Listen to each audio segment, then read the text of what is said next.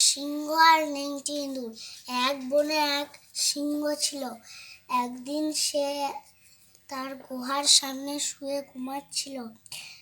এমন সময় একটা নেংটি ইঁদুর এদিক ওদিক ছোটাছুটি করতে করতে সিংহের গায়ের উপর উঠে পড়ল এবং সিংহের ঘুম ভেঙে গেল। সে রেগে গিয়ে তার থাবা দিয়ে ইঁদুরটাকে চেপে ধরল। প্রাণ ভয়ে ইঁদুর কেঁদে ফেলল। সে করজোড়ে সিংহের কাছে প্রার্থনা জানালো, মহারাজ, দয়া করে আমাকে প্রাণে মারবেন না। আপনার এই প্রাণদান আমি সারা জীবন মনে রাখব।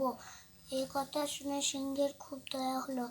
সে তখন ইঁদুরটাকে ছেড়ে দিল। কয়েকদিন যাবার পর শিকারীদের জালের ফাঁদে আটকে পড়ল ওই সিংহটা। রেগে গিয়ে সে ভীষণ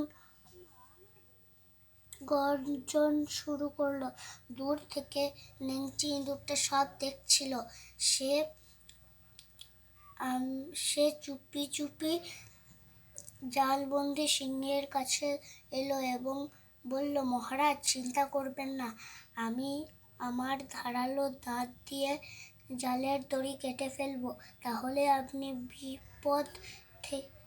বিপদ থেকে মুক্ত হবেন। এই বলে সে তার ধারালো দাঁত দিয়ে জালের দড়ি কেটে ফেলল।